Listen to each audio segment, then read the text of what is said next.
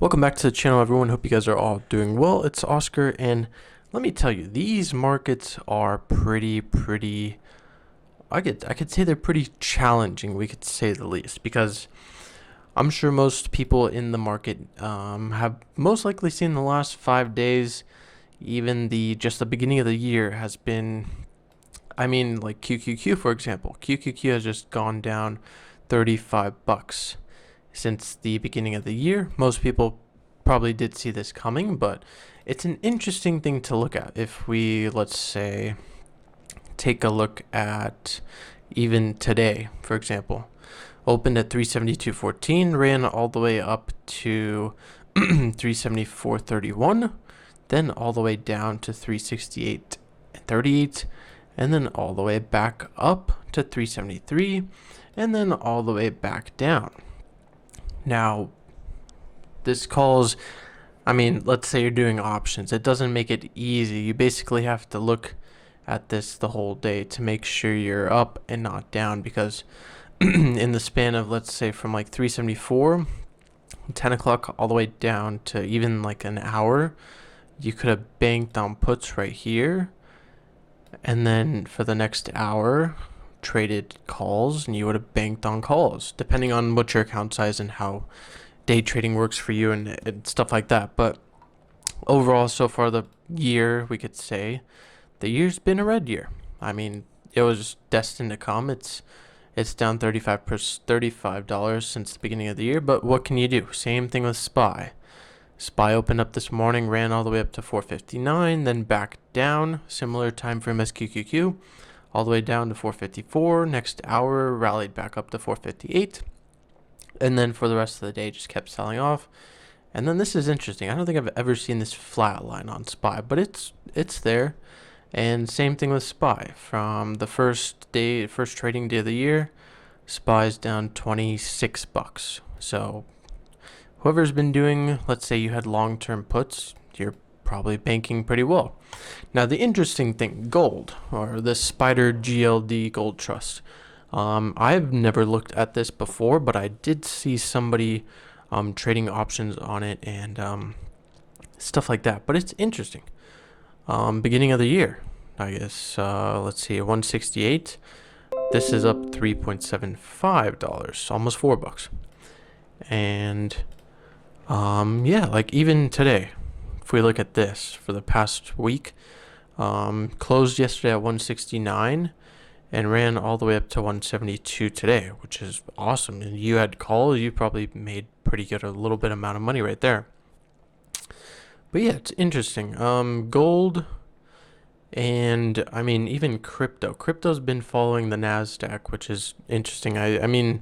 More so Bitcoin's been following the Nasdaq, but something looking at gold and all these, there was a gold resource company I was looking at the other week. That's doing pretty well during when mostly everything's going down. So interesting. Ford was down 8% today, from being 24.5 all the way down to 22. So basically down $2 today. In the last week, it hit highs of 26. And same thing, at least Ford's actually up just a smidge from the beginning of the year, but did hit highs of, like I said, 26, and kind of been above in this little range right here. But Ford's been killing it.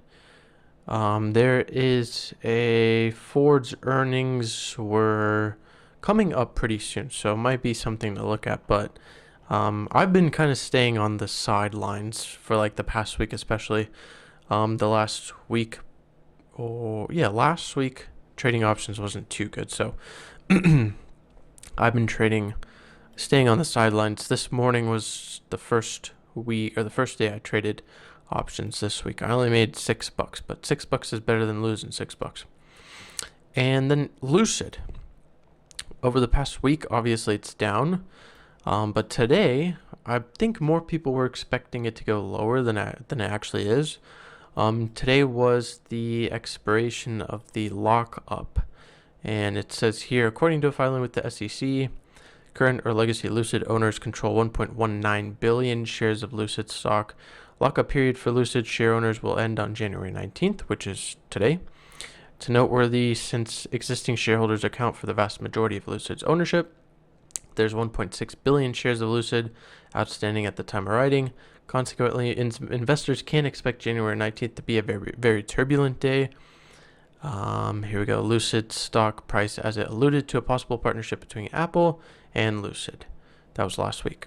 Tech giant has been on the lookout for a partner to help develop the Apple car with Hyundai and BMW, with other two firms that have been recently connected to Apple's electric car development. But even today, Lucid was up 2%, hitting highs of 42 and then kind of selling off. But in the past week, down.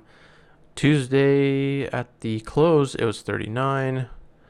And yeah, this morning hit 42. So obviously, it's been a red week for Lucid, but I don't know. There was in the past, at the beginning of the year, it ran up pretty big time from 36 all the way up to 45. So that's pretty good. Like I said, long term, I'm always looking at Lucid for long term. Of course, I've done options on it. Made some money. I've made some money on puts, made some money on calls.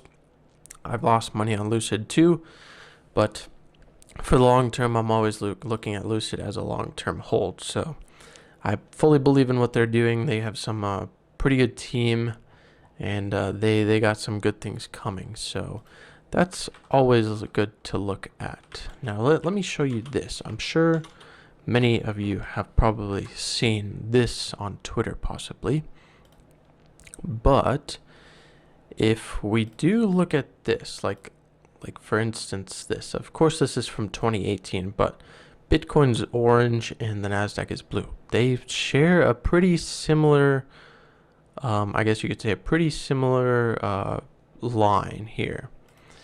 And even there was a recent chart that I saw that showed what Bitcoin and the Nasdaq were looking like together, and it was pretty similar, because you wouldn't expect them to look that similar, but even here. So if we're looking here, what are we looking at? So this is Bitcoin versus the US dollar, but here you go, Bitcoin versus the Nasdaq.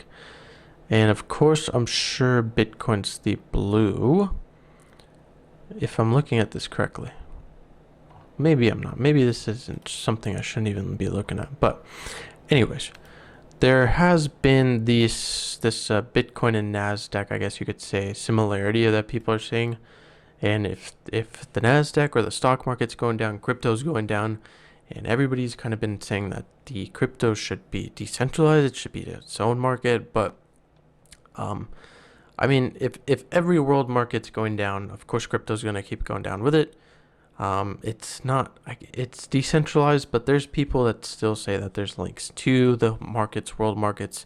Of course, it's a tradable currency, but it's an interesting thing to look at. So there's just a few things I wanted to touch up on and look at today.